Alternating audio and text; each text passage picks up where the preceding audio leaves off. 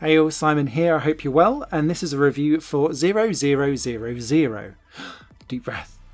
This game is a 1-bit platformer that's available on PlayStation 4 and PlayStation Vita as a cross-buy, and it's the PS4 version you see on your screen, but it's also available on Nintendo Switch, PC and Xbox One.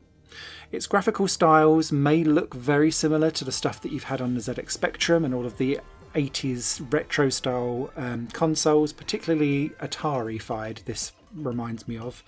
But the game itself is actually more akin to a Super Meat Boy style game that's much more current in the way how it delivers its goods. You're given 100 levels, and they are handcrafted levels, but they will appear in a random order. And you'll be able to see the 100 levels as 100 kind of rings down at the bottom of your screen throughout the game. You'll need to, throughout each level, go and collect your treasure and get to the exit, and you might need to do that by running, jumping, shooting, ducking and dodging around. It is very much about getting your reflexes right because the levels are all one single screen. Once you do that and get to the exit, you've completed that level. You'll see the little ring or dot will light up at the bottom of the screen, and it's essentially you've completed that level and it's out of the random pool, and you'll keep going through randomly getting some of these 100 levels that you've yet to complete until you get through them all, and you've got a little clock going in the corner of the screen, and that will post your time of how quickly you got through these 100 levels onto the leaderboard. Now, these 100 levels are really challenging quite often. Some of them are very, very simple, and it's just run across a screen, do a couple of jumps, and you're good to go. And like the first 2 levels, it will break you in, and you're like, oh, I can do this. And then because of the random nature of it, you might then get a really horrible hard one and be like, oh.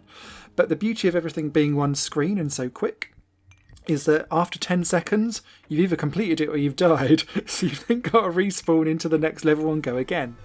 I myself have still not actually completed all 100 levels. I've got up to 78, I believe, and I've got 22 that keep on flinging around on rotation I just can't get to. Some of the really harder ones around this revolve around enemies or missiles that move when you move, and that includes when you jump and fall off the side of a platform, because that's counted as movement, and so they'll all kind of gang up on you at the corner. There's other ones as well where it's just under constant fire from missiles, and I found those particularly difficult because of the precision nature that you need alongside speed, and my brain just goes to mush. And there's a couple that are quite specific around lasers and how they kind of spear out into 90-degree angles everywhere and just catch me unawares, and I'm like, no. But when you fail something, it goes back into that pool of whatever's left of the 100 that you've yet to get to. So it might be like 10 levels before you get that again. It might be the next one along. It just depends on the randomization. I did find though that the game would kind of randomly revolve around the same 10 or 15 and then like throw a few more into the mix. So you'll never get too far away from one that showed you its arse and went which might be to your detriment if you're frustrated at the game, but actually very helpful in terms of memory management to remember what you did last time and not to do it again in the future. The other thing I'd like to really shout out about this game is how well it worked on a PlayStation Vita, and I didn't think it would, because the game itself is just one single screen and we're already using a portion of it for the level counter at the bottom, but it handled well. I thought that I'd be really squinting because of the monochrome graphics, but actually that makes the game stand out better on that smaller screen so that you could be more precise on it as well. And so I found actually it was just as responsive, didn't run into any problems with the Vita port, which sometimes with these type of indie games, sometimes you run into like a bit of lag. Didn't happen here, so I was really pleased with that.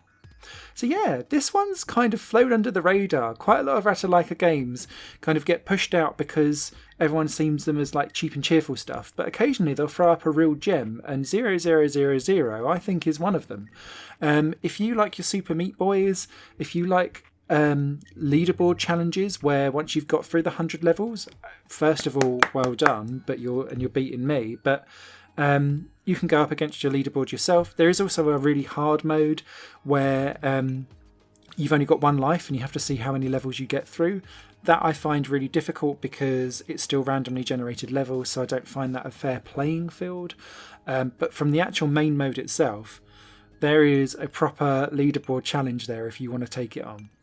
So that's 0000 out now. I hope that was interesting. There'll be a written review over on higherplanegames.com tomorrow. Bye bye. Higher Plane Games is part of the Higher Plane Network, a collection of media projects ran by me. If you like what you see and want to find out more, visit patreon.com/Higher Plane Network. Your support can make so much more possible, be that a like, a comment, a share, or a pledge. Thanks for watching.